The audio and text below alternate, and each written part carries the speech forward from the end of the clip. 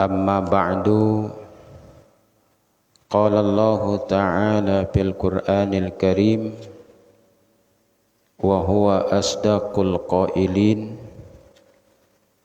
A'udzu billahi minasy syaithanir rajim. Bismillahirrahmanirrahim. Al-yawma nakhtimu ala afwahihim wa tukallimuna aydihim wa tashhadu arjuluhum bima kanu yaksibun. Shadaqallahul azim. Quran surah Yasin ayat 65. Bapak ibu jamaah salat maghrib yang dimuliakan Allah, yang saya hormati, bersyukur kita kepada Allah dengan mengucapkan kalimat tahmid alhamdulillahirabbil alamin, karena kita pada kesempatan ini masih diberi oleh Allah nikmat yang luar biasa, nikmat sehat jasmani, rohani, dan dalam keadaan iman dan Islam. Itu merupakan nikmat yang sangat besar. Maka pantas kita mengucapkan kalimat tahmid.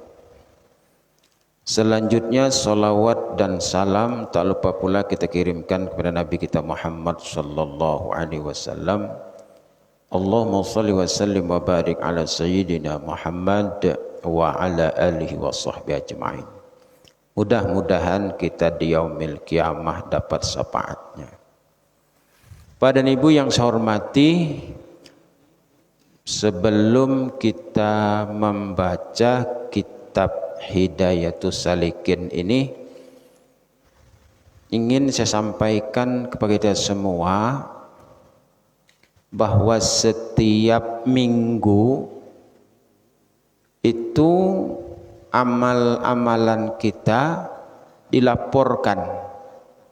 Setiap minggu itu amalan kita dilaporkan. Siapa yang melaporkan? Malaikat. Ya, dilaporkan oleh malaikat. Dan mudah-mudahan setiap pelaporan itu amal kita baik. Ya, gitu. Kata Nabi, tu'radul a'malu yaumal isnaini wal khamisi 'ala Allah ta'ala wa tu'radu 'alal anbiya'i wa 'alal aba'i wal ummahati yaumal jumu'ati fayabrahuna bihasanatihim wa tasdadu wujuhuhum bayadan wa israqan fattaqullah wa la tu'zu mautakum. Rawahul Hakim an Walid Abdul Aziz. Tu'radul a'malu, jadi amal-amalan itu dilaporkan yaumal isnain, pada hari Senin, wal khamisi, pada hari Khamis. Nya orang Arab menyebutnya bukan Kamis, Khamis. Ahad 1, Isnin 2, Salasa 3, Arba 4, Khamis 5, Jumat berkumpul, Sab'ah, Sabtu hari yang ketujuh. Nah, lalu berubah Senin, Selasa, Rabu, Kamis. Entah kemana penyelewengannya itu, entah. Asalnya Ahad, Isnin, Selasa, Arba, Khamis. Jadi setiap Senin, setiap Kamis itu amalan kita itu dilaporkan oleh malaikat. Jadi kita jangan sampai lalai bahwa kita mesti ingat malaikat tetap melaporkan saja amalan kita tadi. Nah, alallahi ta'ala, dilaporkan kepada Allah. Bukan Allah tadi tidak tahu kelakuan hambanya ini, tetapi di sini menunjukkan kebesaran Allah. Allah itu ada dibuatnya pembantunya para malaikat, ada Raqib, ada malaikat Atid. Nah, disebut juga malaikat itu kiraman katibin. Inna alaikum lahafizin kiraman katibina ya'lamuna ma taf'alun. Setiap kita ni ada yang menjaga kita. Siapa dia? Kiraman katibin. Saya dulu waktu kecil diajari orang tua, kiraman itu nama malaikat katanya, katibin nama malaikat juga. Setahu saya dalam wajib mempelajari malaikat, 10 malaikat wajib kita ketahui, tak ada namanya kiraman, tak ada katibin, kan tidak ada. Tapi orang katakan rupanya ya kiraman itu adalah Raqib dan katibin itu ya yang berdua itulah Raqib dan Atid itu disebut kiraman katibin. Kiraman artinya mulia, katibin orang yang menulis. Jadi kiraman katibin penulis yang mulia. Artinya tidak pernah tertinggal apapun yang dilakukan manusia itu dicatat terus tuh Pak. Setiap kalimat atau kata yang keluar dari mulut ini tidak ada yang tidak dicatat oleh malaikat. Ma yalfizu min qaulin illa ladaihi raqibun atidun. Tidak satu pun kata-kata yang keluar dari mulut ini kecuali dicatat malaikat. Apalagi ini yang banyak bercakap nih saya nih. Berapa banyak cakap saya nih malam nih, kata-kata saya itu catat semua tuh. Tapi mudah-mudahan yang mencatatnya Raqib kan, yang baik-baik saja. Jadi disampaikan kepada Allah, nih amalan si fulan ini Senin, Kamis. Makanya Nabi Muhammad tuh Senin puasa, Kamis puasa. Senin puasa, Kamis puasa, supaya ketika amalanku dilaporkan kata Nabi Muhammad, isinya tuh bagus, aku puasa hari itu. Wah gitu, luar biasa. Kemudian lagi amalan kita itu juga dilaporkan kepada Nabi kita. Wa tu'radu ala anbiya'i, dilaporkan pada para nabi. Bayangkan itu gawian kita tadi itu. Wa 'alal abai wal ummahati yaumul jum'ah, dan dilaporkan kepada Nabi, kepada ayah, kepada mama kita yang sudah meninggal yaumal jum'ah, pada hari Jumat. Jam kita nih, mama kita sudah tidak ada lagi meninggal, umpamanya ayah kita sudah meninggal, itu apa saja yang kita kerjakan dilaporkan tuh. Inna a'malal hayai tu'radu ala abaihim wa ummahatim fi kuburihim. Setiap amalan orang yang hidup ini, pekerjaannya yang hidup ini, itu ditayangkan kepada ayah dan mamanya di dalam kubur. Pas ketika ditayangkan itu baik saja buatan anak kelakuannya tadi, fayabrahuna bihasanatihim, mereka gembira betul dengan kebaikan-kebaikan yang dilakukan anak buahnya tadi, gembira betul, senang hatinya, syukurlah anak-anakku yang kutinggalkan amalannya baik-baik. Dilihatkan wa tazdadu wujuhuhum bayadan wa israqan, bertambah-tambah berseri wajahnya, ya kan, wa tazdadu wujuhum bayadan, putih, wa israqan, bersinar,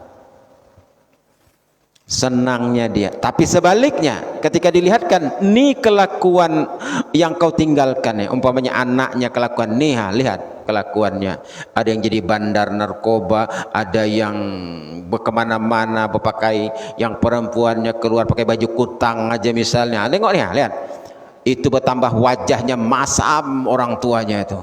Kenapa aku tinggalkan keluargaku yang seperti ini ya? Bayangkan itu. Betapa tidak senangnya dia. Jadi cerita dalam kaset Kiai Haji Ahmad Bakri almarhum itu malam Jumat Hasan Al-Basri itu selalu dia ke kuburan. Asal malam Jumat dia ke kuburan. Apa tujuannya ke kuburan tadi? Untuk membuat dirinya nih sadar, taat kepada Allah. Kira-kira jam 2 nya pelak ke kuburan itu, duduk di kuburan itu temenung.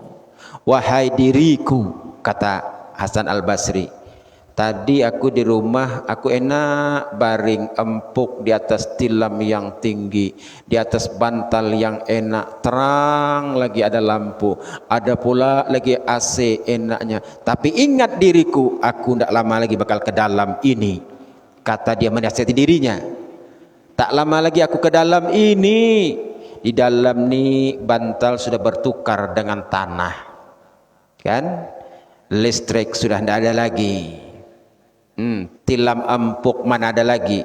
Dimiringkan orang hadap ke kiblat. Wahai diriku, sadar diriku. Begitu dia Hasan Al-Basri itu menyadarkan diri tadi.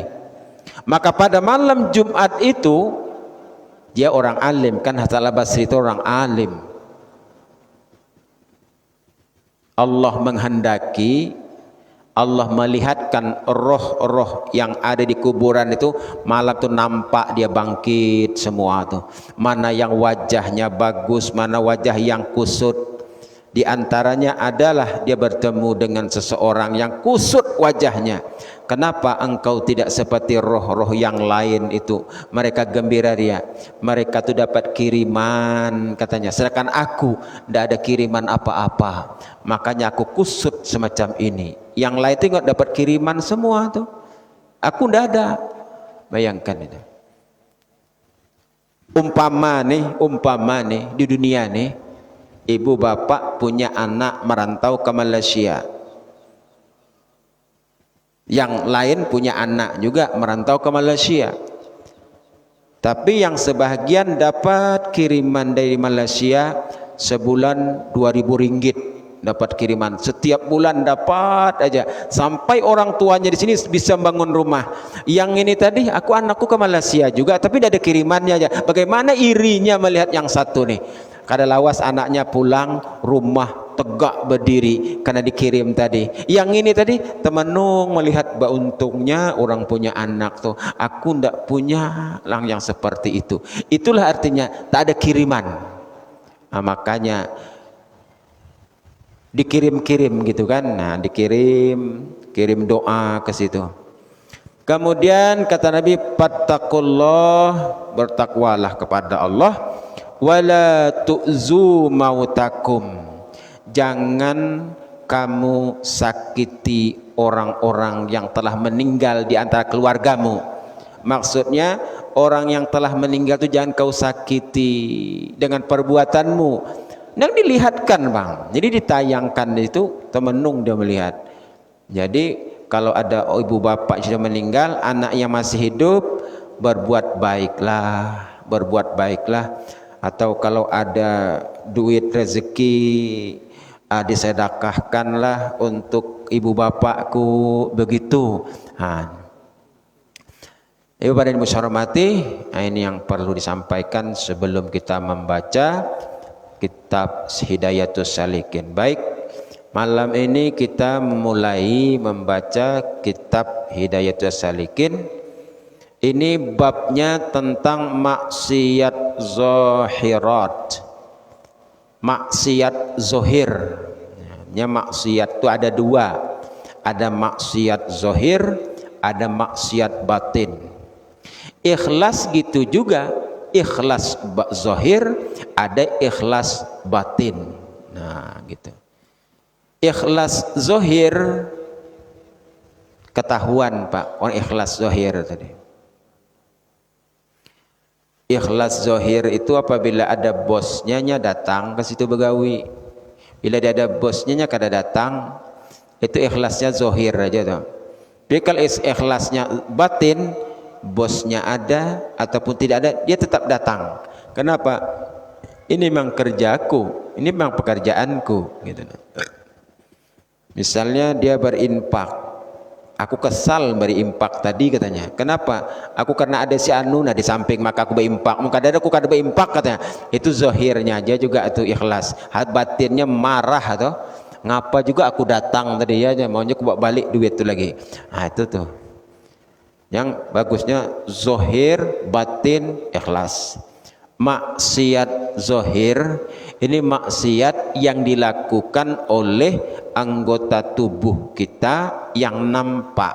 Nah, anggota tubuh kita ini nampak dia melakukan kemaksiatan. Itu termasuk akhlak kita tidak bagus kepada Allah lah. Kada bagus akhlak kita kepada Allah. Kita ini mempunyai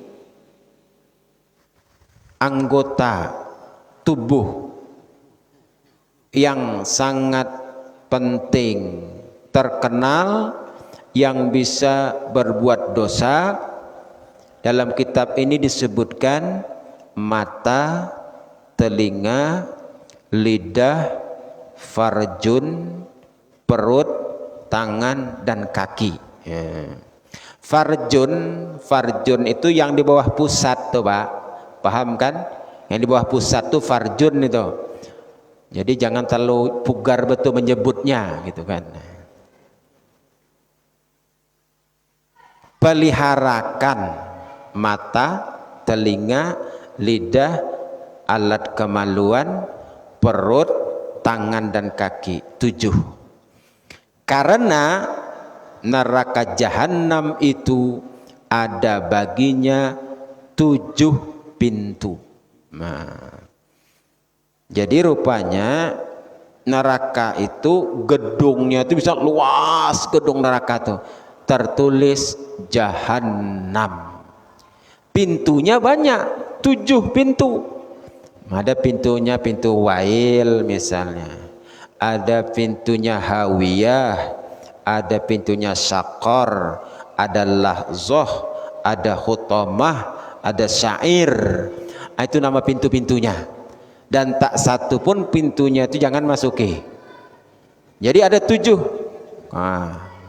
Secara global namanya jahanam. Surga begitu juga. Kalau surga kan 8 tingkatnya. Dan tiada masuk ke dalam tiap-tiap satu daripada pintu yang 7 itu melainkan sebab berbuat maksiat dengan anggota yang 7 tadi. Jadi penyebabnya bisa masuk ke pintu 1, 2, 3, 4, 5, 7 tadi karena berbuat dari anggota tubuh yang 7. Ingat, tangan, mata, telinga, lidah, parjun, tangan, kaki, perut. Nah itu ya mesti kita ingat terus tuh. Mata, telinga, lidah, perut, farjun, tangan, kaki. Nah, lihat. Kita masuk dulu kepada yang pertama, mata. Jadi amun mata kita tuh kada melihat, sudah satu keberuntungannya. Jelas inya sudah dosa mata tidak ada lagi dia. Kita aja kasihan dengan orang tuh matanya tak nampak, buta matanya. Tapi satu sisi dia tidak lagi berbuat dosa dengan mata, gitu kan? Kita nih Pak, macam saya tuh berangkat di rumah pergi ke pasar. Aku tak yakin Pak mulus dari dosa Pak lewat ke pasar tuh. Karena mata ini nampak. Di perjalanan itu apa yang kita lihat? Lihat di jalan tuh. Sesalah-salah macam-macam yang dilihat. Hendak bagi gym pula nih, telanggar orang pula. Jadi mata. maka bahwasanya dijadikan Allah akan dia mata itu bagimu supaya dapat engkau petunjuk dengan mata di dalam segala tempat yang kelam. Jadi Allah jadikan mata supaya engkau dapat petunjuk di tempat yang kelam, gelap. Kalaupun gelap betul, manusia ini ulahnya senter, ulahnya suluh. Kalaupun gelap hari hujan, malam tuh bintang tak nampak, bulan tak nampak, pakai suluh nampak juga. Karena mata kita beda dengan mata kucing. Mata kucing dia tidak pakai senter, dia nampak. Buktinya gelap-gelap dapat nangkap tikus dia. Kita kalau gelap tahangkup, gitu. Jadi Allah jadikan mata tadi supaya dapat petunjuk. Kemana nih? Ini apa namanya nih? Sama ada di laut atau di daratan. Dan dapat engkau meminta tolong dengan dia, dapat meminta tolong dengan mata tadi, menyampaikan segala hajatmu, dan dapat engkau melihat dengan mata kepada segala yang indah-indah dan segala yang ajaib-ajaib di dalam bumi dan di atas langit. Dan engkau ambil dengan mata tadi akan dalil yang menunjukkan bagi wujud zat Allah Ta'ala dan segala sifatnya. Maka hendaklah engkau peliharakan matamu itu daripada 4 perkara. Jadi dengan Allah ciptakan mata tadi, kita dapat melihat ciptaan Allah yang ajaib-ajaib, yang mengherankan. Takjub kita melihat ciptaan Allah ini, ada di bumi, ada di langit. Di bumi lihatlah ciptakan laut, kan? Laut, tengok laut, ada rumput laut, ada lagi di dalamnya ikan dan banyak jenis ikan, dan banyak pula udang, banyak pula tumbuh karang, ada pula ombak lagi. Siapa yang menciptakan seluas ini? Nah, apatah lagi memandang kita ke langit. Dan akan ambil dengan dia dalil. Dalil apa? Menunjukkan bahwa wujud zat Allah itu ada. Nah, tanda bukti Allah itu ada, dia sudah nampak ciptaannya. Yang boleh kita teliti hanya ciptaan Allah. Jangan hendak mencari Allah. Tafakkaru fi khalqillah wa la tafakkaru fi zatillah. Pikirkan saja tentang ciptaan Allah, jangan engkau memikirkan zat Allah. Mau dicari pula zat Allah, nanti sengit kepala kita, Pak. Karena kita tidak mampu kita. Siapa yang ingin melihat wajah Allah? Nabi Musa pernah hendak melihat wajah Allah ketika Allah menyampaikan wahyu ke Nabi Musa.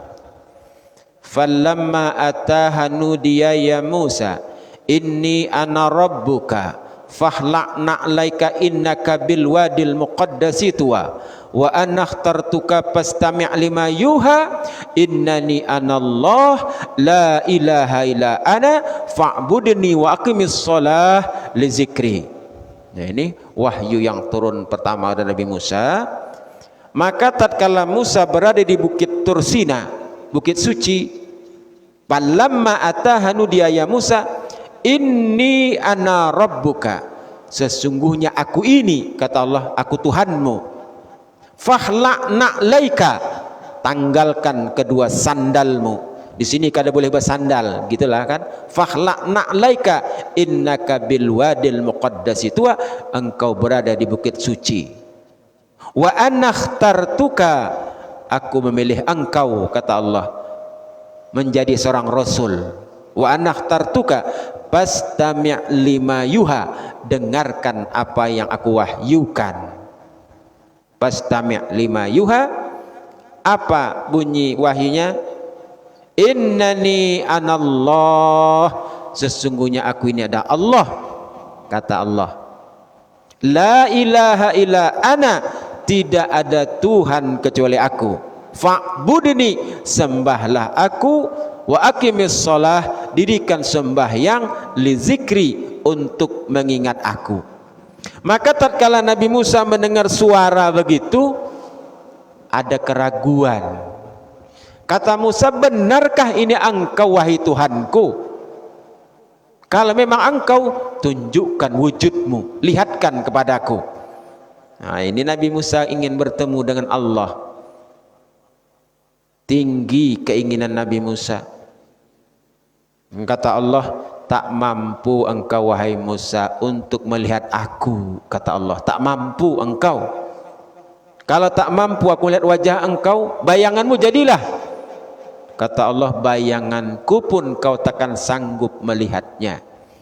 Walam yakul lahu kufuwan ahad. Allah itu tidak ada yang menyerupainya. Masih juga lagi Nabi Musa tadi ingin melihat. Lihatkan ya Allah kepadaku sesuatu yang membuat aku ini kagum, membuat aku ini takjub kepadamu. Lihatkan kepadaku. Nah, kata Allah, kalau itu yang engkau inginkan Musa, coba engkau perhatikan ke gunung itu. Nah, unzur ilal jibal, lihatkan gunung itu. Allah pancarkan sinar semacam kilat. Melihat kilat itu saja Nabi Musa tersungkur, langsung pingsan. Jangankan hendak melihat yang maha kuasa, melihat yang Allah nampakkan sinar saja pingsan. Cukuplah di akhirat saja ingin bertemu dengan Allah, di akhirat saja. Karena di akhirat itu manusia ada nanti melihat Allah. Wujuhu yawma izin nadhirah ila rabbiha nazirah, wajah mereka berseri-seri karena dia melihat Tuhannya. Siapa yang ingin bertemu dengan Allah, maka amalah amal yang soleh. Insya Allah bertemu, tapi di akhirat nanti. Faman kana yarju liqa'a rabbih falyamal amalan sholihan wa la yusyrik bi ibadati rabbih ahada. Siapa berharap bertemu dengan Tuhannya, maka jangan mensyirikatkan Allah pada satu yang lainnya, beramal soleh. Nah, jadi Bapak Ibu hormati, tak mampu kita hendak coba-coba melihat kepada Maha Kuasa, tapi wujud zat Allah, ciptaannya bisa kita lihat. Banyak ciptaannya. Diri kita saja kita lihat ciptaan Allah, aneh yang luar biasa. Wajah kita saja kita lihat dengan wajah kawan sebanyak ini kok beda-beda, suara tidak sama, tahu kita ini suara si anu, ini suara si anu, tahu kita ini wajah si anu, ini wajah si anu, tidak sama. Itu sudah nampak kan bahwa Allah Maha Kuasa. Maka hendaklah engkau peliharakan matamu itu daripada 4 perkara. Jadi jaga mata ini supaya jangan bermaksiat ya kepada Allah. Dalam kitab Hidayatus Salikin ini 4 macam. Yang pertama, engkau peliharakan matamu daripada melihat akan segala yang diharamkan, seperti melihat perempuan yang hilat. Hilat di sini nih. Dalam kurung ajnabi. Bahasanya payahnya, Pak.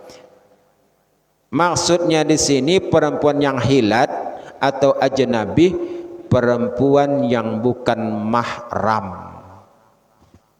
Apanya yang dilihat? Melihat auratnya.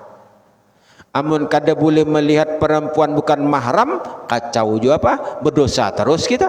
Asa ke pasar berdosa kita, asa belanja ke pasar kita bertransaksi, banyak yang jualan bebinian, berdosa terus deh. Maksudnya ini melihat auratnya supaya jelas. Ustadz, kayak apa caranya? Mengintip orang mandi, selesai. Itu udah jelas benar tuh. Ada ngalih lagi. Mau mengintip bini seorang pang mandi, kada masalah, itu mahram. Itu kada pulang kan. Jadi mata itu dijaga daripada yang begitu.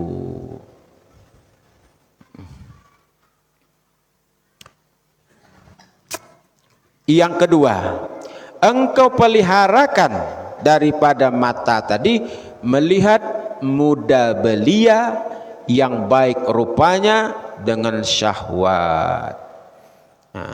Jangan selalu melihat anak-anak gadis orang yang cantik-cantik itu lu timbul syahwat dari mata, itulah makanya timbul dosa tadi.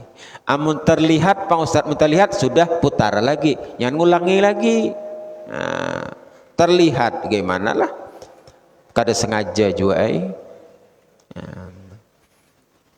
Nazartu ula laka, nazartu saniyah halaka. Kalau memandang, terpandang pertama rezekimu, mandang yang kedua kau celaka. Itu.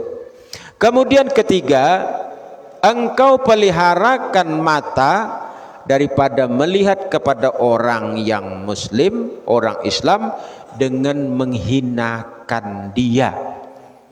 Jadi kalau kita melihat kawan kita orang-orang Islam, ya jangan sampai menghina. Macam mana modelnya nih? Ya kadang-kadang kita melihat orang tuh timbul komentar. Ngapa aja orang tuh ke itu leh? Dah mulai dah tuh. Orangnya bagus saja, cuman itulah matanya juling dia pulang. Jadi jangan. Nanti kalau dengar dia marah. Padahal dia ciptaan Allah tuh. Memang dia memang lahirnya sudah begitu. Nanti yang tersinggung siapa? Menyakiti Allah. Nah, ini orangnya aja bagus aja putih, cuman randahnya minta ampun ya. Komentar menghina aja. Ini orangnya bunga saja, cuman hirang. Kan jadi tidak boleh. Itu namanya menghinakan. Jadi jaga mata dari melihat orang lain dengan pandangan menghina. Orang mau hai baik kan leh, hendak ke baik orang tuh.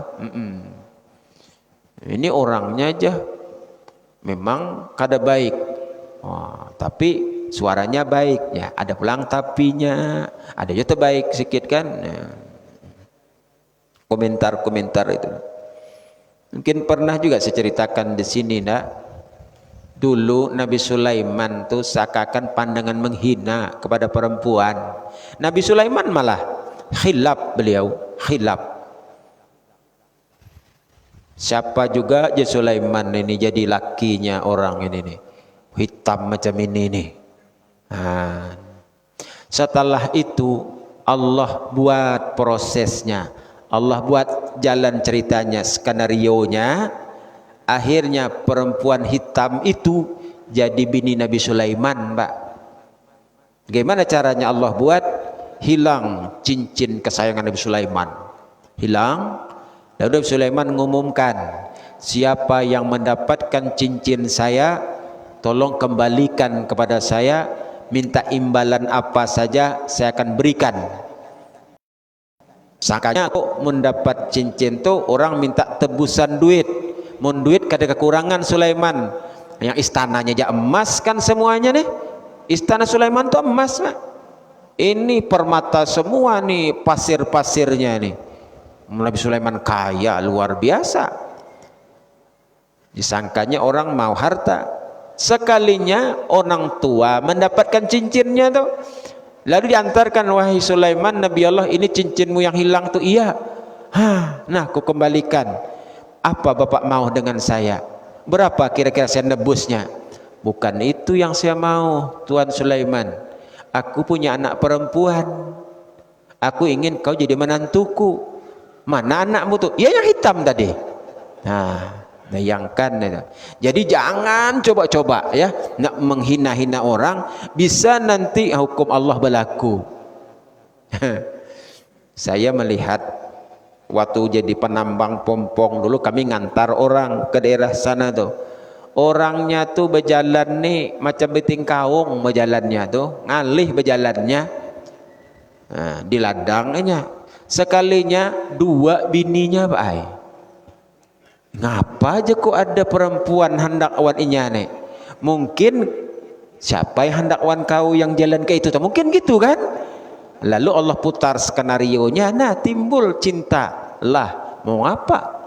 Allah tuh kan muqallibal qulub, membolak-balikkan hati. Yang tadinya benci bisa sayang. Makanya kalau benci disedang-sedangi, kalau sayang disedang-sedangi. Ahbib, cintailah sesuatu itu dengan sekedarnya saja. Boleh jadi kau tidak suka, begitu kan? Jadi jangan sampai memandang orang muslim lain dengan pandangan menghinakan. Mohon kita lihat di TV itu, kadang-kadang yang kada tapi sempurna itu pula rezekinya banyak kan? Ada yang giginya 7 hing gitu kan, tuh ditampil situ kan, ala lucuannya dapat duit banyak kan.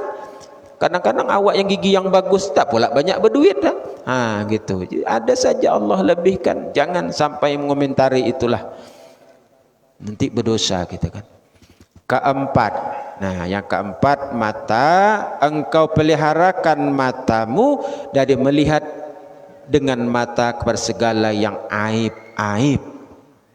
Yang aib-aib tuh jangan peliharakan mata kita. Suka aja melihat aib-aib orang. Ada orang menutup-nutupi gitu kan.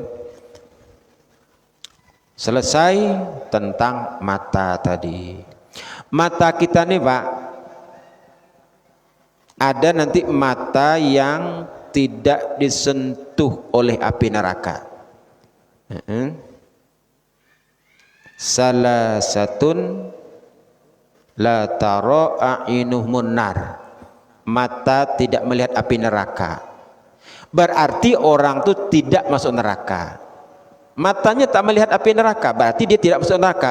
Mata yang mana itu? Nah, kita kaji mata. Kalau di TV itu ada juga mata najwa ngarannya, itu lain. Itu lain, itu pembawa acara. Pertama, ainun harsat fi sabilillah. Mata yang berjaga, tidak tidur malam, tapi di jalan Allah. Ini mata yang bagus. Bukan mata berjaga, tapi di jalan Sudirman. Bukan. Ini mata berjaga di jalan Allah. Macam mana contohnya? Misal malam semalaman tidak tidur, tapi apa? Menjaga orang tuanya yang sakit. Nah, itu dokter-dokter di rumah sakit semalaman dia tidak tidur menjaga orang-orang yang sakit. Itu termasuk tuh fi sabilillah. Ainun harsat fi sabilillah. Mana lagi? Tuh yang menjaga mesin PLN tuh malam berjaga. Kalau mesin itu mati cepat hidupkan. Besar tuh pahalanya Pak. Coba kalau mati jam 2 malam, banyaknya orang ngutuk, apa juga mati lampu malam nih, kan gitu tuh. Padahal dia berjaga di situ, nah jaga. Apalagi malam bangun dia di rumah, ambil air wudhu, dia sholat malam, itu berjaga di jalan Allah. Begadang boleh saja kalau ada artinya. Itu nyanyi Roma Irama tuh. Tapi jangan banyak begadang, muka pucat, darah berkurang. Jangan. Ya malam. Kalau kita hendak melihat para orang dulu, yang alim-alim dulu nih, mudah-mudahan kita bisa ikuti dah. Imam Abu Hanifah misalnya. Imam Abu Hanifah disebut Imam Hanafi, imam tertua. Yang kedua Imam Maliki, yang ketiga Imam Syafi'i, keempat Imam Ahmad bin Hambal. Imam Hanafi itu sekitar 40 tahun tidak pernah lagi tidur malam. Wah, luar biasa. Umurnya sekitar 86 tahun. 40 tahun tidak pernah tidur malam. Kenapa? Sebab beliau sedang berjalan, ada orang membincangkan beliau, membicarakannya, berpandir orang berdua nih. Hei saudaraku aja, kau tahu leh, itu Imam Hanafi itu, Imam Abu Hanifah tuh, orang kada tidur malam tuh beramal, kedengaran olehnya. Apa kata Imam Abu Hanifah? Orang tuh pendusta tuh nyambati aku kada suah tidur malam. Padahal aku selama ini ada guring malam. Tapi setelah orang ini nyambat aku kada suah goreng malam, supaya kada berdusta, mulai malam ini aku tidak tidur lagi sampai aku meninggal dunia. Membenarkan kata-kata orang ini. Weh, ngeri Pak. Sampai nanti umpamanya bapak nyebut saya nih, tuh Ustadz Akir Ali itu Senin Kamis puasa terus tuh ya, supaya jangan berdusta orang tuh. Mulai itu aku puasa Kamis terus sampai kena. Mak jangan Pak, berat itu Pak. Berat itu. Apa yang dilakukan Imam Abu Hanifah malam? Beramal ibadah gitu. Begitu juga Imam Ahmad bin Hambal, malam banyak ibadahnya. Imam Syafi'i malah semalaman tidak batal wuduknya, dari wuduk Isya sampai wuduk subuh tidak berwuduk lagi. Kenapa? Malam tiada tidur, dia buka Quran, mengkaji Quran sampai subuh. Kadang-kadang kita ini tak malu Pak. Wa adkhilnal jannata ma'al abrar. Ya Allah, masukkan aku ke surga bersama orang baik-baik itu. Ya Imam Syafi'i, kau nak masuk surga bersama aku? Dia ada can kau Imam Syafi'i, kau di emperan surga aja udah hebat kau nih. Kami malam tak tidur beramal ibadah, kau mau masuk surga bersama kami? Dia ada can kau nih. Nah itu Pak. Kadang kita doa kita kelewatan Pak. Saya juga begitu. Ma'al abror, bersama orang-orang baik-baik. Ketawa orang itu nyebutnya. Orang baik-baik dulu tuh begitu malam beramalnya. Dan kebanyakan orang-orang baik zaman dulu meninggalnya pun Pak dibunuh Pak. Umar bin Khattab sedang salat subuh ditikam di belakang. Utsman bin Affan dikeroyok dibunuh. Ali bin Abi Thalib sedang berwudu dipancung lehernya. Sayyidina Hasan diracun Pak matinya. Sayyidina Husain dipancung di Karbala. Padahal Nabi mengatakan semua ini penghuni surga. Jadi kalau orang-orang baik-baik itu meninggalnya kena bunuh itu memang sejak dulu banyak lah. Begitulah. Bagaimana lagi? Sedih kita kalau mendengar sejarahnya. Pada yang saya hormati, baru kita membicarakan tentang mata. Kita habiskan enggak ya enggak? Pokoknya mata yang berjaga di jalan Allah. Mata yang kedua yang tidak melihat api neraka, mata yang menangis karena takut kepada Allah. Mata yang ketiga adalah mata yang terpelihara dari melihat yang haram. Demikian kiranya dapat sampaikan, semoga bermanfaat. Mohon maaf kekurangan. Wabillahi taufiq. Wassalamualaikum warahmatullahi wabarakatuh. A'udzubillahi minasyaitonirrajim. Bismillahirrahmanirrahim. Alhamdulillahirabbil alamin wassalatu wassalamu ala asrofil anbiya'i wal mursalin wa ala alihi washabihi ajma'in. Subhana rabbiyal aliyyil a'lal wahhab. Allahumma akhrijna minaz zulumatil wahmi wa akrimna binuril fahmi waftah alaina bi ma'rifatil ilmi wa hasin akhlaqana bis sabri wal hilmi wa barik lana fi hayatina bi sillatir rahmi wa nawwir qulubana wa mustaqbalana bil ahkami wal hikmah. Kami nakanta rabbuna ya zal jalali wal ikram. Allahumma nawwir qulubana bil iman wal quran wahdina ila subulis salam bil hidayati wal urfan wa hasin ahwalana bis sidqi wal bayan waj'al a'mana bil akhlasi wasyukran wasabbit alumana bil amali wal umran wa ba'idna an su'il fahmi wan nisyan. Amin ya mujibad da'i ya zal ghufran. Da'wa subhanakallahumma wa tahiyyatu bi salam wa akhiru da'wana alhamdulillahi rabbil alamin. Taqabbalallahu minkum minna wa minkum taqabbal ya karim.